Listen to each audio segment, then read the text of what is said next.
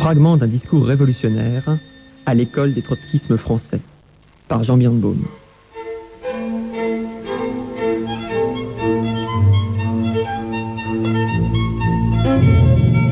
Aujourd'hui, la masse des calomnies, sous l'anathème stalinien.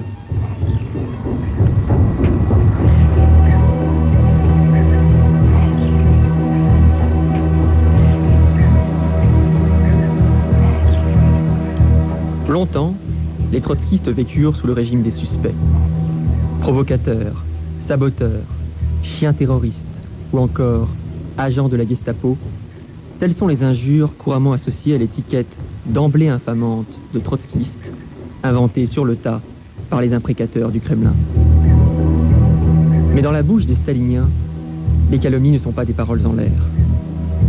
Ce radotage meurtrier prépare et justifie une politique de terreur qui vise explicitement à tracer une ligne de sang entre le mouvement ouvrier et ceux qui incarnent envers et contre tout la mémoire subversive d'octobre.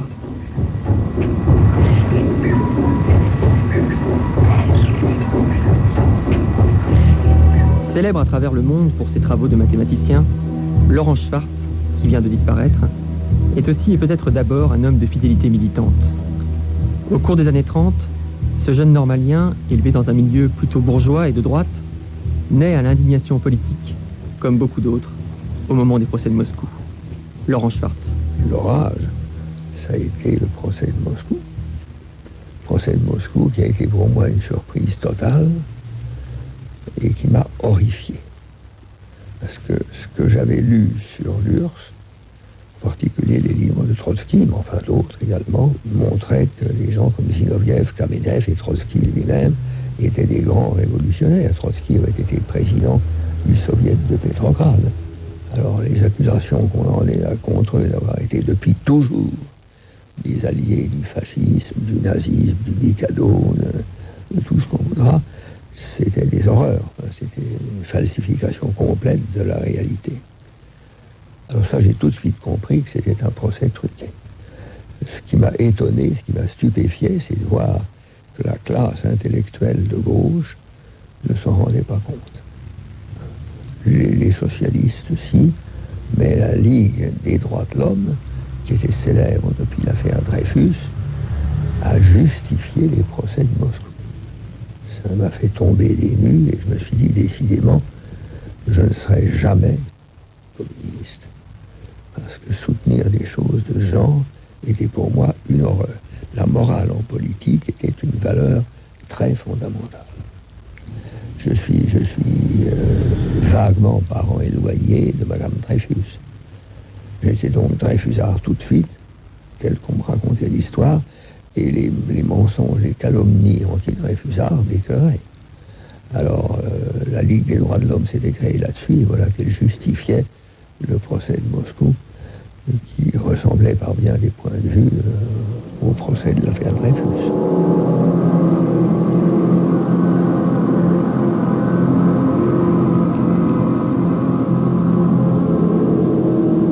Fille d'un militant socialiste autrichien, Claire Faget, dite Louise ou Irène, est la cofondatrice du groupe Union communiste, dont se réclame aujourd'hui Lutte ouvrière. Elle a 16 ans, à Bucarest, quand elle rencontre Barta, grande figure tutélaire du mouvement d'Arlec-Laguiller. Moi, je suis née en Roumanie et je suis venue en France à l'époque où des jeunes de tous les coins de la planète partaient de chez eux pour aller en Espagne. Et Barta venait aussi de Roumanie. C'est lui qui, avec un autre camarade, je les ai connus par hasard d'ailleurs, ils m'ont dit, nous on part en Espagne. J'ai dit, comme tous les jeunes, j'y vais aussi. Il fallait soutenir la révolution espagnole. On savait qu'il y avait du monde qui partait de partout. Ça s'entendait. C'était vraiment le tremblement de terre universel sur la planète. Seulement, ici en France, la situation des trotskistes étant ce qu'elle était là-bas en Espagne, la direction du parti trotskiste français, les militants qui arrivaient vers fin 1936, on les retenait en France parce que c'était en plein Front populaire.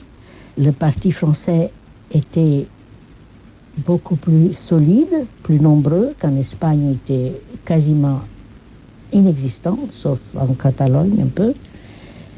Et la politique était, dans le cas précis en tout cas, de retenir les militants pour travailler en France. Bertha était trotskiste déjà, lui, depuis 1933 par là. Un jeune militant sérieux, cultivé, qui répondait à mes questions, notamment l'histoire des procès de Moscou. On s'intéressait, vous savez, à l'époque, on n'était plus des enfants à 16 ans, comme maintenant. J'étais encore à l'école et puis on discutait politique avec une camarade de classe qui m'a dit « Ah oui, mais moi je connais des jeunes qui, eux, ils militent, Il y avait le procès de Moscou qui nous a beaucoup secoué. Comment c'était abominable cette histoire-là de tous les dirigeants du parti bolchevique assassinés. Il y a que Staline qui avait raison. Et tout le monde abasourdi. Ah ben Staline, il sait ce qu'il fait. Et nous jeunes, on disait mais non, c'est pas possible, on comprend rien à cette histoire. C'était une imposture criminelle de Staline. Je ne connaissais pas autre chose sur l'histoire. Après, évidemment, je me suis mise à la lecture de Trotsky à fond.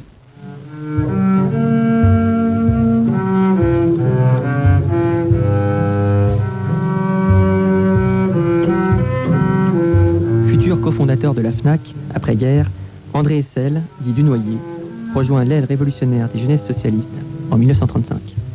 En 1936, il y a alors des procès spectaculaires où comparaissent les grands dirigeants de la révolution russe, où on voit apparaître comme coupables, soi-disant, des gens comme Zinoviev, Kamenev, Boukharine, Piatakov, je ne me rappelle pas tous les noms naturellement, et naturellement où la figure centrale des procès est toujours Trotsky, qui n'est plus là, qui a immigré, qui est à l'étranger, mais le crime, c'était d'avoir été en relation avec Trotsky. Relation d'ailleurs généralement inventée, car ces gens-là n'étaient pas trotskistes. J'oserais presque dire malheureusement. Trotsky n'a jamais eu avec lui une majorité pour combattre Staline. Or, pratiquement, tous les gens qui apparaissent dans les procès de Moscou représentent la quasi-totalité du bureau politique et du comité central qui avait dirigé la révolution. Ils étaient tous des traîtres. En fait, la révolution russe avait été dirigée et menée à la victoire par des gens qui étaient des agents du tsar. On ne disait pas encore d'Hitler parce qu'il n'était pas né. Oui, enfin, il était né, mais son mouvement n'était pas né. C'est d'ailleurs étonnant que même des intellectuels ne se manifestaient pas. Je pense à des gens comme Joliot-Curie, qui ne se manifestaient même pas, qui acceptaient tous les bobards qu'on pouvait leur raconter. Boukharine, qui était un homme intelligent, et qui se trouvait obligé d'avouer, par la torture, a avoué tellement de crimes qu'on a calculé qu'il lui aurait fallu plusieurs existences pour pouvoir les commettre. Et ça a été sa manière à lui de montrer que le procès était grotesque. Ça n'a pas empêché naturellement d'être assassiné.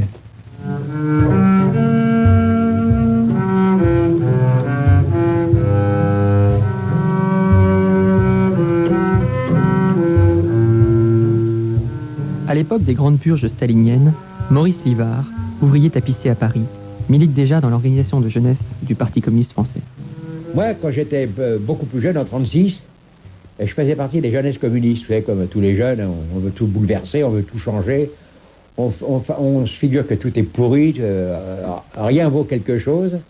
Alors on veut bouleverser le monde. Quand on a 18 ans, on est tous pareils. Et alors, moi j'étais aux jeunesses communistes, puis alors, il y a eu les procès de Moscou. Alors, moi, je me suis dit, quand même, un pays socialiste qui a été mené à la victoire par des gens comme Léon Trotsky, surtout lui, et Lénine, comment on peut arriver à supprimer des gens comme ça? Les procès de Moscou, moi, j'étais contre. Alors, je l'ai dit publiquement, je l'ai dit dans les réunions, partout, je le disais. Et alors, j'étais viré, quoi.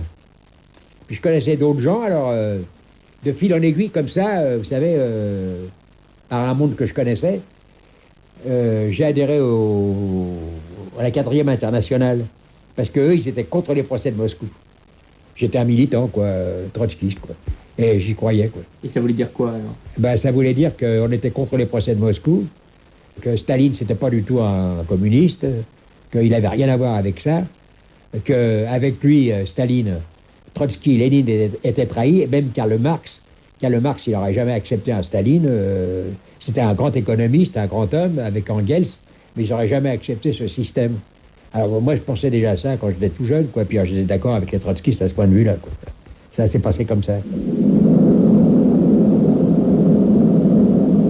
J'ai côtoyé pas mal de ces militants dont les noms sont inscrits au martyrologe trotskiste.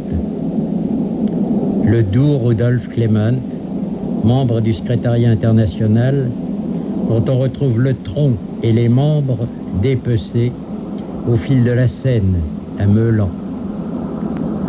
Ernst Wolf, auprès de qui je suis assis lors d'un meeting, avec qui je m'entretiens du vieux, il a été son secrétaire, assassiné par le GPU en Espagne. Blasco, un des fondateurs avec Gramsci du PC italien, exilé en France et que nous appelions Staga Staga. C'était sa façon de dire etc. Et il y avait beaucoup de etc. dans ses interventions. Il sera assassiné dans un maquis du sud-est par les staliniens. Hick, mon ami Hick, responsable de la vérité clandestine durant l'occupation, qui mourra en déportation à Dora pour s'être avoué trotskiste auprès d'un capot stalinien. Léon Sedov, l'un des fils du vieux, et son collaborateur actif lors des procès de Moscou, mort dans des circonstances mystérieuses après une opération de l'appendicite dans une clinique du 16e arrondissement tenue par des Russes blancs. Ceux que je n'ai pas connus, Ignace Ress, assassiné par le NKVD sur une route de Lausanne, de sa compagne Elsa Poretsky, je publierai les souvenirs. Pour mémoire, les milliers de trotskistes russes du Goulag, anéantis jusqu'au dernier.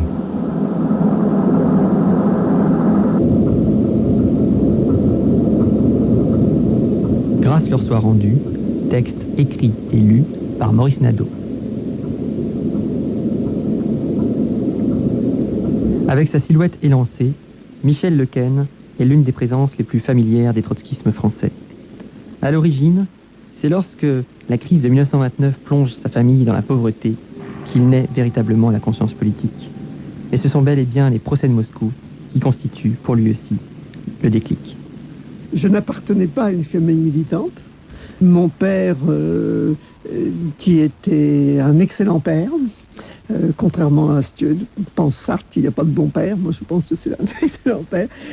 C'était un homme qui s'était fait tout seul, qui s'était cultivé, qui avait monté dans la hiérarchie de sa banque, et puis que les années 30, une grande crise a jeté la famille dans la misère. Dans ma famille, alors on parlait très librement. Mon père, c'était un libéral au bon sens du mot, n'est-ce pas? On discutait très très librement. Et j'avais été frappé par les procès de Moscou. Et j'avais demandé à mon père, qui était mon seul recours, qu'est-ce que ça voulait dire, que ça? Et il m'avait répondu une chose terrible, qui aurait pu m'écarter du communisme très longtemps. Tu sais, les communistes, c'est des gens qui se fusillent entre eux. Mais il avait ajouté, et il était dans cette période, il était franc-maçon. Ça n'a pas duré longtemps, mais ça s'est arrêté avec la guerre, mais il était franc-maçon. Il m'a dit, va voir un de mes amis, un coiffeur, n'est-ce pas? Lui, il connaît bien ces choses-là.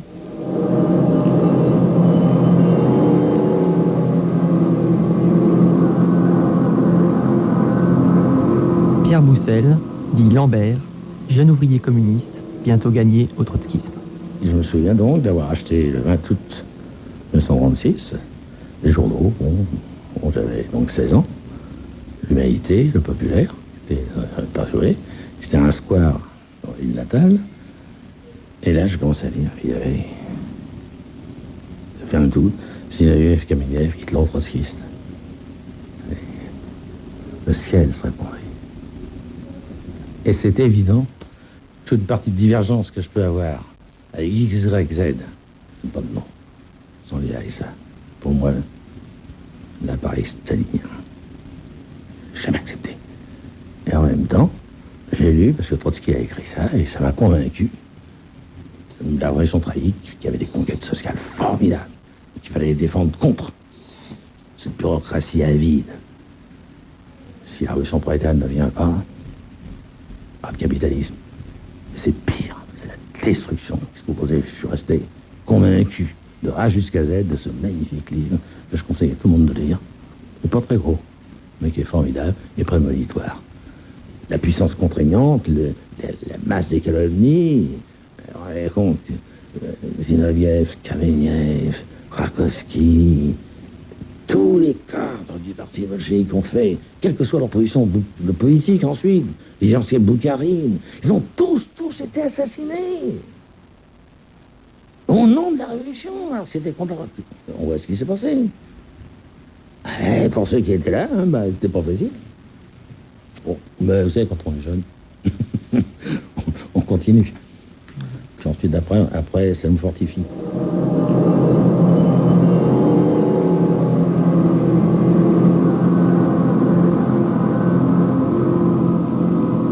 La lettre que je vous écris aujourd'hui, j'aurais dû vous l'écrire depuis longtemps déjà, le jour où les 16 furent massacrés dans les caves de la Loubianka, sur l'ordre du père des peuples. Je me suis tué alors. Je n'ai pas élevé la voix non plus pour protester lors des assassinats qui ont suivi, et ce silence fait peser sur moi une lourde responsabilité. Que l'on ne s'y trompe pourtant pas. La vérité se frayera un chemin, le jour de la vérité est plus proche, bien plus proche que ne le pensent les seigneurs du Kremlin. Le jour est proche où le socialisme international jugera les crimes commis au cours des 10 dernières années. Rien ne sera oublié, rien ne sera pardonné. Ce procès-là sera public, avec des témoins, une multitude de témoins, morts ou vivants. Ils parleront tous une fois encore, mais cette fois pour dire la vérité, toute la vérité. Ils comparaîtront tous, ces innocents massacrés et calomniés, tous ces espions et ces provocateurs, tous ces agents de la Gestapo et ces saboteurs. Non, je n'en peux plus, je reprends ma liberté. En avant vers les nouveaux combats pour le socialisme et la révolution prolétarienne, pour la construction de la 4e internationale. Ignace Reiss. Lettre au comité central du Parti communiste d'Union soviétique, le 17 juillet 1937.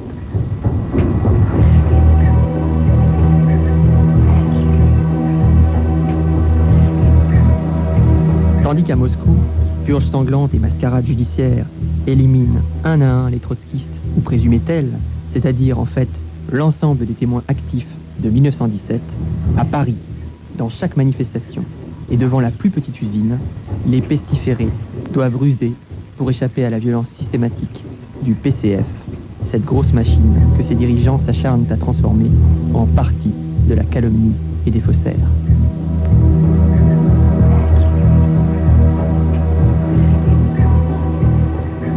Pierre Lambert. Je vous ai parlé de juin 36. Et des millions étaient pour le PC, pour l'URSS. Et c'était juste. Mais eux, ils ne comprenaient pas. Parce qu'il faut toujours rappeler que l'URSS, c'est une chose, que la bureaucratie stalinienne, c'en est une autre. Et sur ce terrain-là, nous, on était exilés, dans le sens où on était isolés. Et dans ce sens que, moi je me souviens pendant l'avant-guerre, quand on manifestait, on se faisait virer des manifestations, pas par les ouvriers, pas par les jeunes, par le service du PC. Et il est évident que les gens nous regardaient et ils ne bougeaient pas.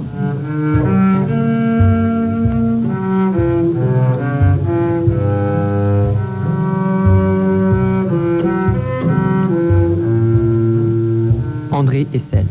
Je suis rentré en usine, à la Lorraine, et il y a eu une grève que les staliniens ont déclenchée par solidarité avec la grève de Citroën qui était commencée.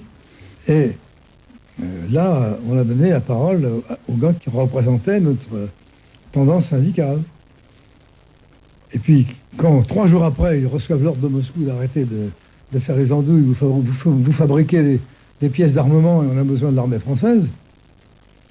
Alors là, nous essayons de prendre la parole pour dire, mais on fait la grève pour soutenir Citroën qui n'a pas encore gagné, Et c'est là qu'on se fait foutre dehors à coups de poing, même de matraque.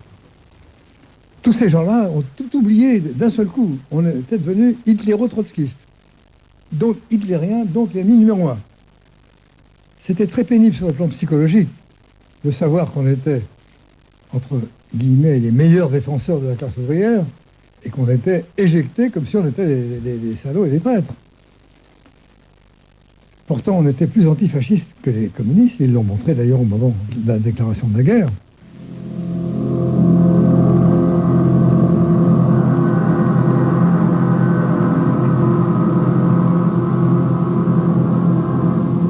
Une question qui à l'heure présente doit préoccuper tous les membres du parti et aussi toute la classe ouvrière, c'est la lutte contre la provocation trotskiste.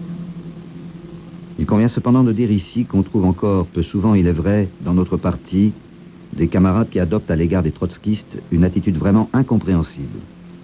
Oui, semble-t-il dire, en Union soviétique, les trotskistes se sont livrés à une activité infâme, criminelle, et il était nécessaire que le point de fer de la justice prolétarienne s'abatte sur eux. Mais en France, le trotskisme est peut-être de nature différente. On ne va pas jusqu'à dire qu'en France, le trotskisme constitue un courant du mouvement ouvrier, mais parfois, dans la pratique, on se comporte vis-à-vis de certains comme s'il en était ainsi.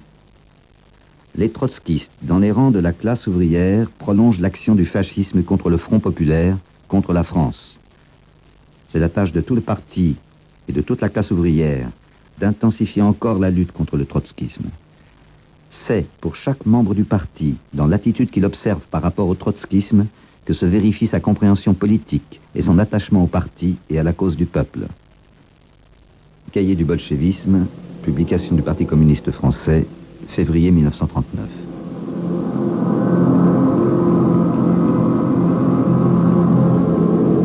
Futur membre dirigeant du mouvement trotskiste pendant la Seconde Guerre mondiale, Paul Parisot milite d'abord au POI, au Parti ouvrier internationaliste, créé en juin 1936. Je crois que le Parti communiste exerçait un monopole et qu'il tenait à le conserver. Chaque fois qu'un de nos camarades a essayé de faire un travail syndical sérieux, il se trouvait investi de responsabilités. Et si c'était dans la CGT, il se faisait repérer rapidement et expulsé ou renvoyé à la base. Mais si c'était ailleurs, il exerçait des responsabilités. Chaque fois que nos camarades ont voulu défendre une position à l'intérieur du mouvement syndical, ils ont été accueillis avec faveur par la base, n'est-ce pas? Et c'est seulement la fraction communiste qui repérait les déviationnistes en fait ou possible qui s'acharnait à nous éloigner de ces postes.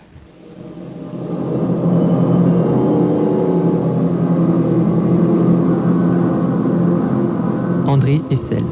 Il est conventionnel de ne pas parler de politique. On parle syndical. Donc, nous avions constitué une tendance syndicaliste de gauche, comme il en existe aujourd'hui d'ailleurs à l'intérieur des mouvements syndicaux. Et pour faire connaître nos idées, on distribuait des tracts. Alors les tracts, on ne pouvait pas les distribuer officiellement, parce que même ça, c'était mal vu. Alors on les déposait à certains endroits, on les mettait dans les vestiaires, et puis on en donnait à quelques ouvriers qu'on essayait de convaincre quand même. Ils ne pouvaient pas interdire une tendance syndicale. La CGT venait de se réunifier. Vous savez, elle avait été divisée jusqu'à 1936 et elle s'est réunifiée. Il était difficile au début d'empêcher les gens d'avoir une tendance. On disait surtout pas qu'on était trotskistes. Par contre, nos copains venaient distribuer des journaux trotskistes à la porte. Enfin, c'était, vous savez, c'était un secret de polichinelle. C'est un petit bulletin de 4 pages, 2 feuillets reléotypés, où on dénonçait les injustices qu'il y avait dans l'usine, où on réclamait des augmentations de salaire, bien entendu. C'était un boulot syndicaliste extrémiste, quoi. Dans certains cas, quand il y avait des choses qui nous paraissaient plus importantes et qu'on voulait qu'il y ait une distribution massive, on faisait venir des copains à l'entrée des ouvriers qui distribuaient notre propre tract syndical, mais qui se faisaient virer à chaque coup. Ils ne pouvaient même pas rester devant la porte de l'usine. La CGT n'était pas légaliste au point de dire on ne va pas les combattre dans la rue. Et ils se faisaient éjecter, arracher leur tract.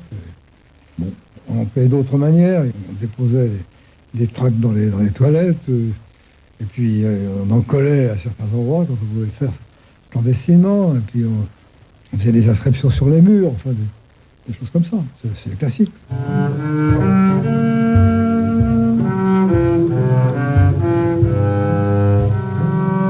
Pierre Lambert. Quand j'étais chez les communistes, c'était écrit par un gars qui avait 4 ou 5 ans de plus que moi, qui s'appelait Yves Perron. Bon, je le connaissais bien. Quand on se voyait, quand même, quand on était jeunes, on buvait quand même le coup ensemble. Il a été arrêté, lui, pendant la guerre. Mais il n'a pas été, il était en camp, il n'a pas pu s'évader. Il était en camp, je crois, du côté de l'Autre-Garonne, je ne me souviens plus bien. Et devenu député, je rêve à la Fédération de l'Autre-Garonne. Alors, je me souviens, mon travail, je suis agent de contrôle, j'étais pour mon travail, j'allais à la mairie de Montreuil, notre ville natale à lui, à moi. Puis bon, après, je regardais les affiches. Et il me dit, oh, Pierrot, comment ça va? Le comité central se réunissait à la mairie de Montreuil, je ne savais rien, bien entendu. Ah, il me dit, Jean Trotskar, alors il est toujours stalinien. Il dit, Pierrot, on ne discute pas. Parce qu'on va s'engueuler à ma bras un coup. D'accord. Les militants, c'est une chose. La bureaucratie stalinienne, c'est une chose. Et ceux qui se sont couchés, regardez ce qui s'est passé.